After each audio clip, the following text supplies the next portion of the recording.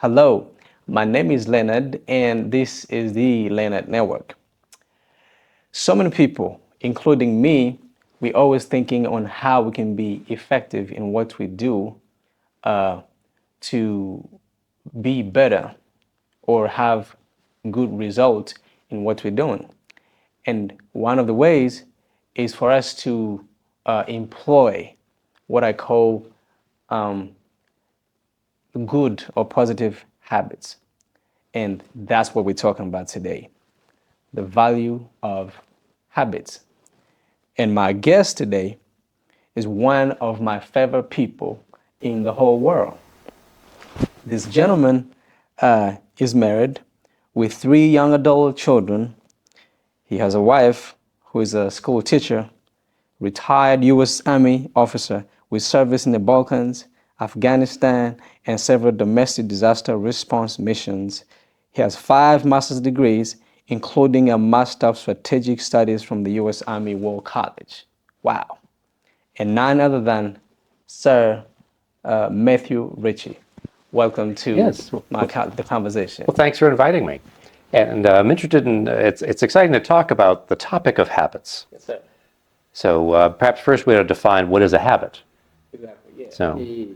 So a habit, we could call a habit is a repetitive action, something that we do all the time, we do necessarily without thinking. Right. So everyone's got habits. Everyone's got habits. They have good habits, they have bad habits.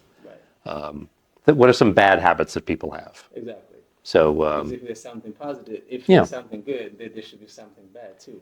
well, So, but potentially, that habits are a tool we can use for something positive or something negative. Right. Most people have habits, and they have them they didn't develop them on purpose necessarily. Right. They kind of develop them accidentally. I mean, one bad habit some people have is, say, chewing on their hands, chewing on their fingers. That's a bad habit. A bad habit.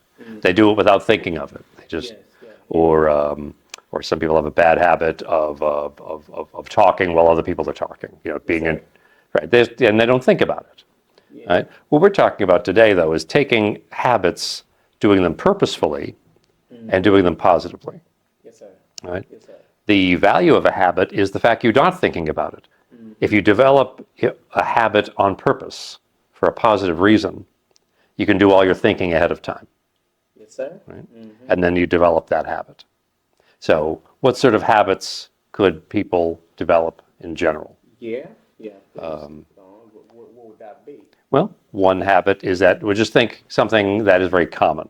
You wake up in the morning, you go to the sink, and you brush your teeth. That's a habit. Okay. You do it every day, but you don't really think about it. Yeah. Did you brush your teeth on April 12th, 2017?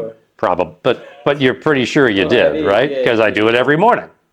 And you do it without thinking of it. That's something positive. You should brush your teeth, keep your personal cleanliness, and that's a habit. You don't have to think about it because you've already thought about it. You've made a decision, I'm going to do this every morning. Right? And so now, take that common example that pretty much everyone has, and can we expand it to something else? And I suppose the first thing to think about is that what really do you want to accomplish? What is important to you? What do you want to get better at? What do you want to get more effective at? Right? And once you've determined that, can we then move backwards and develop habits that support that end goal? But the most important thing is determining what is that end goal that you want to support. Yes, sir. What is important to you? Have you ever struggled to maintain a habit? What did you learn from that experience, if that ever happened to you? Yeah. As far as developing a new habit, that can be difficult at first. Exactly. And so part of the way to keep yourself motivated, as you've already said, is to surround yourself with people that are doing similar habits, or at least have similar goals. Right. Because then it's easier to have that reinforcement. And then it's also harder to give up on the habit because you have people around you holding you accountable. Right. So there's that. The other thing is to maintain focus on the end goal.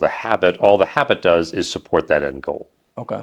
Okay. And that's why I encourage people to develop habits purposefully, not just randomly. Like I said, everyone's got habits. Everyone's got habits, and most people haven't developed them on purpose. They've developed accidentally. Like I said, like chewing on Yes. your fingers, like Yes. eating, Right. talking while with your mouth full of food. I mean, these are all bad habits that people don't think about. Right. And if they actually thought about them, they'd say, we'll not do that anymore. Right? So one thing you want to do is maintain your focus on your end goal. This is difficult, but it's worth it because it supports my goal. Right. Because I'm thinking it can also be boring. Well, You know what I'm saying? And that's why I lose interest. That's how I lose the power to focus. Right.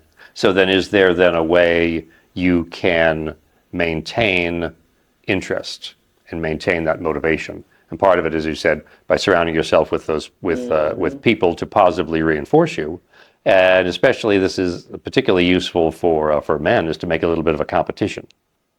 Is that if I have my friends, yes, how many kilometers did you run this week?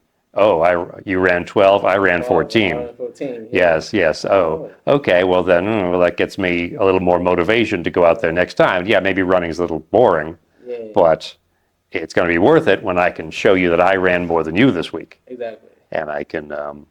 So that's part of it. It's a friendly competition. You don't want to make it too harsh. But a friendly competition, or if nothing else, you can compete against yourself.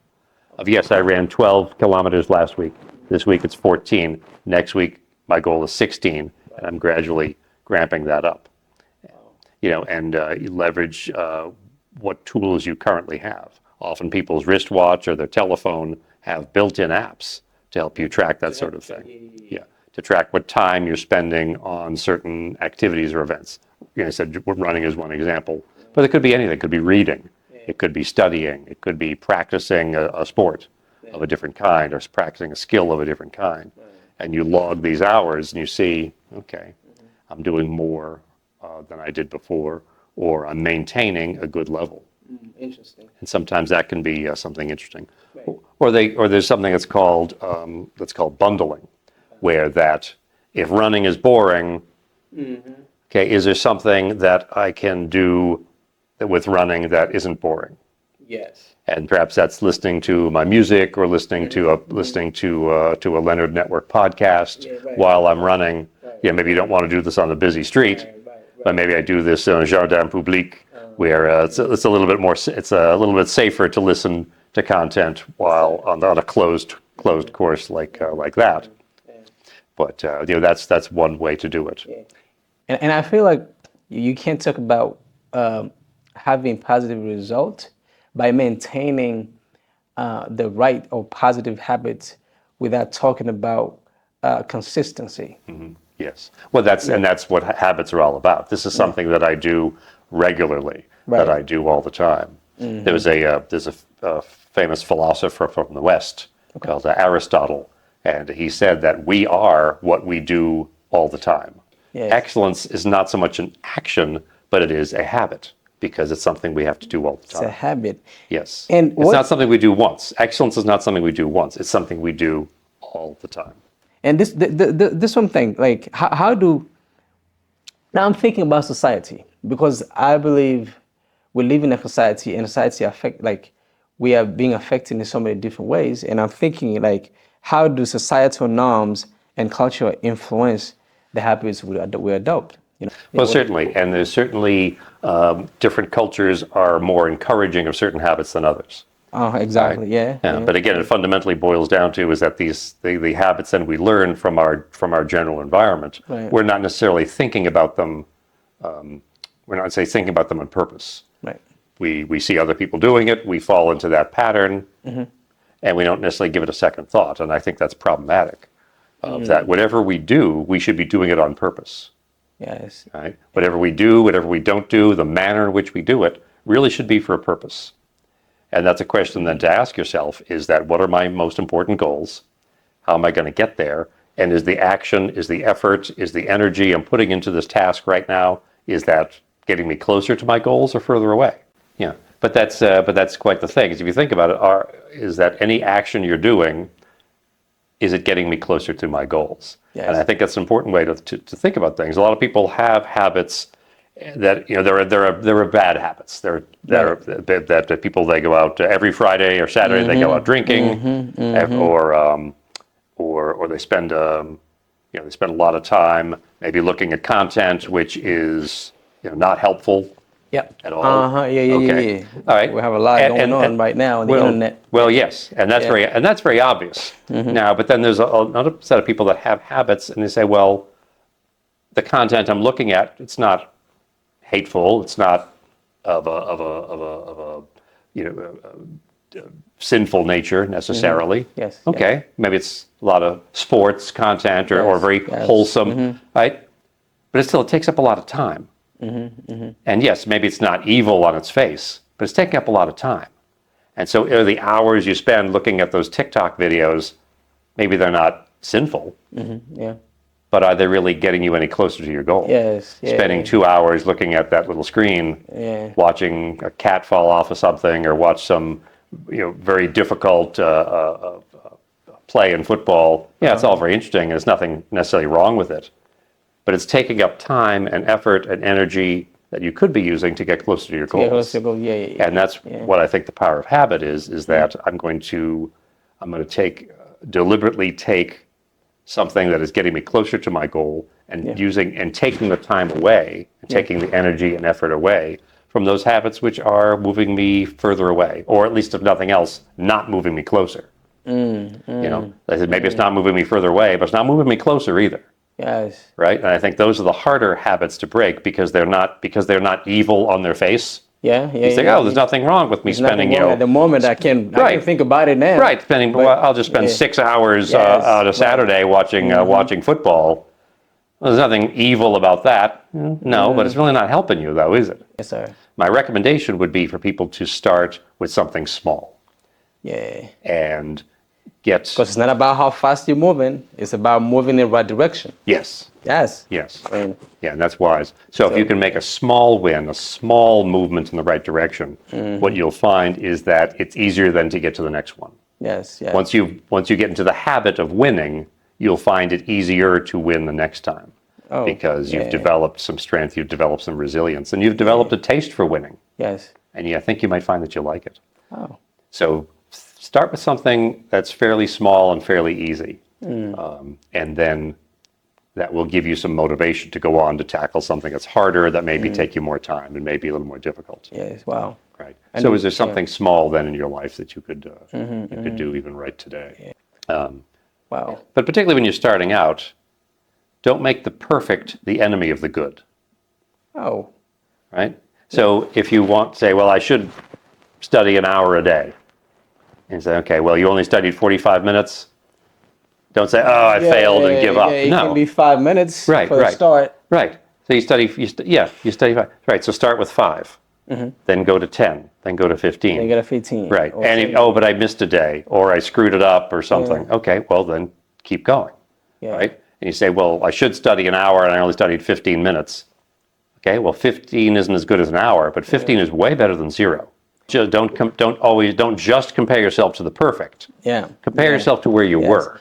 Oh, okay. I was doing 0 and now I'm doing 15. You're right. I should do an hour. Yes. I should do an hour. And I only did 15. And 15 minutes is only a quarter of an hour. Right. But how much more is 15 minutes than 0 minutes? Yes. Right. And so you need to do both. Yes. Compare. Don't get complacent with 15. Yeah. Because you have determined that you need an hour. Yeah. Don't get complacent with 15, but also celebrate the fact that 15 is more than 0. It's more than 0. It's far more than 0. This reminded me of how much I struggled to cope up with the reading habit. Yeah. It's not really something that I would say I grew up doing or I was trained to do, but the environment, the people around me, in the beginning was really hard for me to even try and do it. But I would sit with people in the house and everybody's reading a book. So my life would be boring because no one is talking to me. Everybody's focused. They're reading books, and I'm all there seated. Right. And so they were a good influence on you. Exactly. It became easier to do your habit because everyone else is doing a similar habit around you. Exactly. Right. On your way there. Okay. Yeah. So you were talking about reading. Perhaps then for someone who's new into reading, who has not a big reader, well then maybe I start with a book that is shorter, a book that is less complicated, but it's still a book. Yes, right? It's still a book, and maybe it's even meant for children. Yeah. Okay, but it's a place to start. Yeah. And say, yes, I'm reading a children's book, but I'm still reading a book. Yeah. The But it's beginning still is never something. I read easy. nothing yesterday. Today I'm reading. Yeah. That's a children's book, granted. Yeah. So it's something, but it's a step on your way. Yeah. But you could leverage the power of habits in your team, in your workplace, Yes. Yeah. in your organization. Right. And part of that is what people do is they will develop checklists Okay. or Checklist. standard procedures. And at every time, if we see this, we do that. Yeah.